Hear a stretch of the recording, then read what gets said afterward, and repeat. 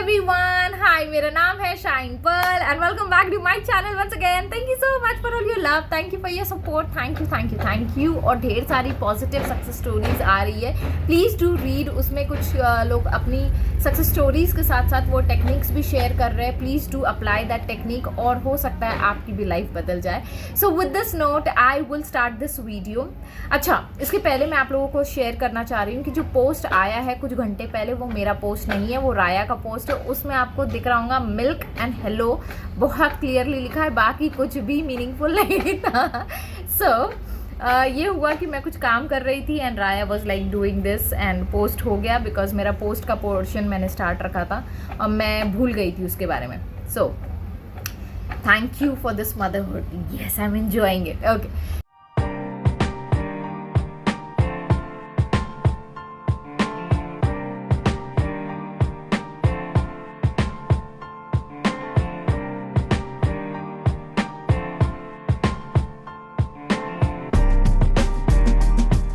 So before starting this beautiful message, मैं चाहती हूँ कि हम लोगों का रिचुअल हम लोग कर ले। Thank you so much universe for everything, thank you for this beautiful message जो मैं लोगों के साथ शेयर करने वाली हूँ। थैंक यू कि ये वीडियो लोगों की लाइफ बदल रहा है। Thank you for bringing positivity.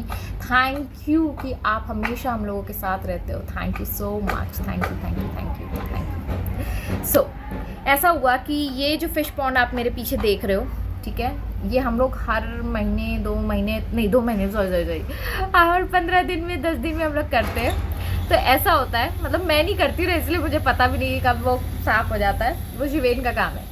सो ऐसा हुआ कुछ दिन पहले, Shiven was doing all the cleaning और फिर उसका जो वो होता है ना, क्या कहते हैं उसको, फिल्ट्रेशन वाला, तो वो शिवेन साफ़ कर रहे थे और राया बीच में जा रही थी और राया को मैं पकड़ के बैठ गई। फिर ये कॉन्वर्सेशन एकदम से ख्याल मेरा आया दिमाग में एंड आई थॉट कि मैं राया के साथ शेयर कर रही थी यही सारी बातें, तो मैं आपके साथ भी शेयर करूं।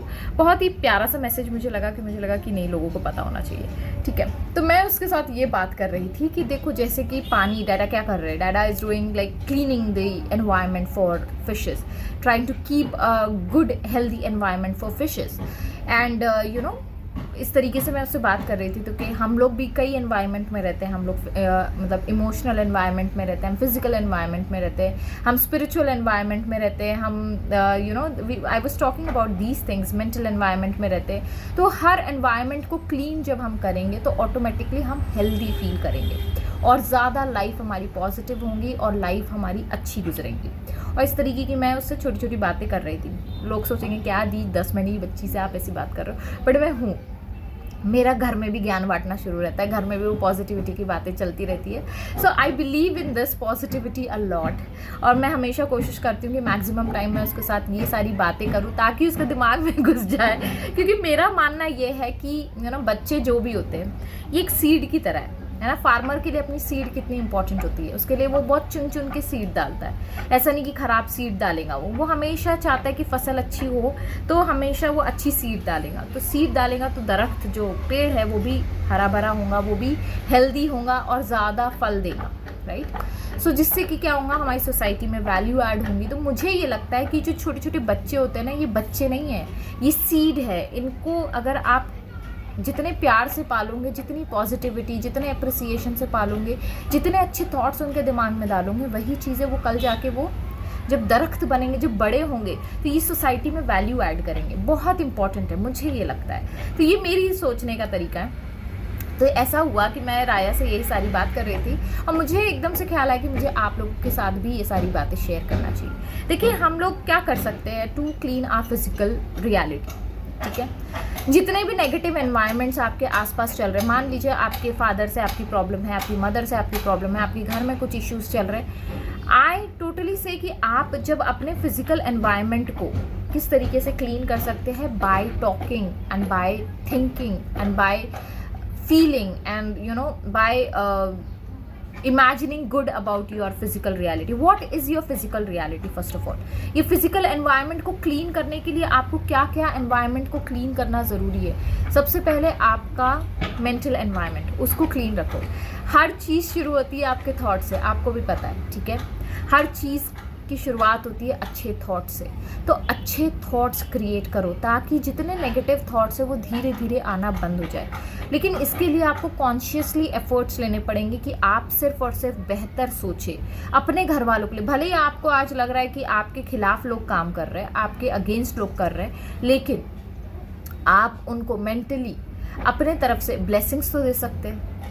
इंस्टेड ऑफ कि आप अपने अंदर डायलॉग ये चलाए कि ओ ये ऐसा कर रहा है, इंस्टेड ऑफ दैट आप उससे कहे कि नहीं आई ब्लेस यू। मतलब मान लीजिए अगर किसी इंसान से आप नाराज़ हो, है ना, कोई आपसे बहुत, आपको लगता है बहुत गुस्से का तेज़ है और हमेशा घर का एनवायरनमेंट ख़राब करता है, तो आप उसके लिए क्या कर सकते हो, आप मन ही मन उसके लिए प्रे कर सकते हो। आप उसको ये बोल सकते हो कि God bless you with peace of mind, God bless you with calm mind, God bless you with calmness. इस तरीके से आप उसको ब्लेस करते करते आप देखोगे कि आपका घर का एनवायरनमेंट धीरे धीरे बदलना शुरू हो जाएगा। तो आपने क्या किया, अपने मेंटल एनवायरनमेंट को क्लीन किया। अभी तक आप क्या सोच रहे थे, आप ये सोच रहे थे कि अरे ये आदमी कितना गुस्से का तेज़ है, ये हमेशा मोमेंट्स को ख़राब कर देता है, ये हमेशा ये करता है वो करता है। Instead of that now what you are thinking good about him. और ब्लेसिंग से बेटर गिफ्ट कोई नहीं हो सकता है, ठीक है। तो इस साल के अंत तक आपको बस यही करना है। अगर आप नया साल अच्छी शुरुआत करना चाहते हो, clean your mental environment, emotional environment. अब क्या होता है, मैं एक किताब पढ़ रही थी, बड़ी अच्छी किताब है, उसमें लिखा था कि कंज्यूमर्स चाहते कि आपको सिर्फ प्लेजेंट और डिज़ायरफुल मतलब पॉजिटिव इमोशंस को वो बेचते हैं, है ना। वो चाहते कि बस यही इमोशंस अच्छे, बाकी इमोशंस ख़राब है। लेकिन हर इमोशंस का कहीं ना कहीं डुअल फेस होता है। अगर हैप्पीनेस है तो सैडनेस कभी ना कभी तो आएंगी लाइफ में। आप हमेशा प्रिटेंड नहीं कर सकते हो दैट आई एम हैप्पी। जब आप प्रिटेंड करने लगते हो ना कोई भी चीज़, तो क्या होता है, आप अपने सैडनेस को सप्रेस कर रहे हो और वो कहीं ना कहीं अनकॉन्शियसली जाके सेटल हो जाता है और एक समय बाद आप डिप्रेशन के शिकार हो जाते हो। इंस्टेड ऑफ प्रिटेंडिंग, एक्सेप्ट कि आप सैड हो। मैं आपको बता रही हूँ ये चीज़ बहुत इंपॉर्टेंट है, प्लीज़ डू दैट। अगर आप अभी गुस्सा फील कर रहे हो, एक्सेप्ट कि मैं गुस्से में हूँ। जिस वक्त आप एक्सेप्ट कर लेते हो, आप आधा काम वहीं ख़त्म कर देते हो, ठीक है। जब आपको लगता है कि हाँ मैं गुस्से में हूँ, आपको किसी को एक्सप्लेन करने की ज़रूरत नहीं, आप गुस्सा फील कर रहे हो, हाँ मुझे चिड़चिड़ाहट हो रही, okay I am feeling this, now what I can do, I can sit in a meditation. और मैं उन सारे थॉट्स का जो भी मेरा क्लटर बन रहा है, जो भी मेस हो रहा है मेरे थॉट्स में, उन सभी चीज़ों को मैं बस ऑब्जर्व करूँगा, विटनेस करूँगा कि मैं ये फील कर रहा हूँ। और द मोमेंट आप थोड़े से काम हो जाते हो, accept that sadness, that anger with love, और उसे गले लगा लो as if you are meeting some old friend जिसे बहुत साल हो गए नहीं मिले और कुछ गिले शिकवे थे, आज उसको गले लगा के आपने क्या किया, वो सारे गिले शिकवे मिटा दिए। तो क्या होगा, वो सैडनेस भी एक पॉजिटिव इमोशन में, लव में कन्वर्ट हो जाएगा। आपने अभी क्या किया, एक छोटे से काम से आपने सैडनेस के ऊपर लव चूज़ किया, राइट। आपने एंगर के ऊपर लव चूज़ किया। तरीके से आप अपने इमोशनल एनवायरनमेंट को क्लीन कर देते हो। स्पिरिचुअल एनवायरनमेंट को कैसे क्लीन करेंगे, स्पिरिचुअल एनवायरनमेंट को क्लीन करने के लिए बस उसका नाम लेते जाओ यार। मतलब आपको पता भी नहीं चलेगा और चीज़ें अचानक से बदलती चली जाएंगी, यू नो। पता नहीं मुझे क्यों रोना आ जाता है ये सारी छोटी छोटी बातों पे, लेकिन मैं जब भी नाम लेती हूँ ना, मुझे एक अलग सी फीलिंग आ जाती है और मुझे लगता है हाँ I am connected to my higher self, I am connected to my father, my higher self now. तो जब भी आपको spiritually, I don't know why I am crying okay, देखो जब आप प्यार करते हो ना किसी से, तो उसकी याद में भी आप रोते हो। जब आप प्यार करते हो, उससे कनेक्ट होना चाहते हो, तो आप उसकी यू नो उसकी क्या कहेंगे, उसकी बातों में भी आप रोने लगते हो। ये प्यार है, ये इमोशंस है, let it flow, let it flow. So जब भी मैं उनसे कनेक्ट होना चाहती हूँ, मैं मैक्सिमम टाइम अब ऐसा कर रही हूँ कि मैं अपने स्पिरिचुअल वर्ल्ड को क्लीन कर रही हूँ and I am just connecting to my spiritual higher self. और यू नो आप भी ये कर सकते हो, आप बस उनका नाम लो, दैट्स इट। आप बस उनका नाम लो। For me he is my father, my mother, my everyone. तो मैं बस उनका नाम लेती हूँ and everything settle down, everything gets clean. I feel like आपको लग रहा होगा दी कितने दुख में लेकिन मैं दुख में नहीं हूँ। मेरा एक्सप्रेशन ही ऐसा है। मैं जब बहुत खुश होती हूँ मैं रोने लगती हूँ, पता नहीं अचानक से हो जाता है ये सारी चीज़ें। तो मैं जब भी उनका नाम लेती हूँ मैं अचानक से एनलाइटेंड हो जाती हूँ, मुझे ऐसा लगता है कि मुझे सब कुछ मिल गया, you know. So start taking doing Mantra meditation, चलते फिरते आप उनका नाम लो यार, उनका नाम में सब कुछ है, उनके नाम में सब कुछ है, आप उनका नाम लो बस, just get connected. He'll give you everything. She'll give you whatever you believe in your higher self. He'll give you every single thing you want. You just have to connect. और connection का एक ही जरिया है, उसका नाम है, बस उसके नाम का मंत्र जाप करें, that's it. आप देखना आपका जिस तरीके की इमोशंस मैं फील कर रही हूँ ना, I can't express that, but मुझे हो जाता है. So I'm just stopping this here. I don't know why, but I'm very happy to share this with you guys. Make sure to clean your mental, ठीक है, mental environment clean करें, अपना emotional environment clean करें और अपना spiritual environment clean करें. Because जब आप अपना सारे environments clean कर देते हो, आपके physical environment automatically clean हो जाते हैं.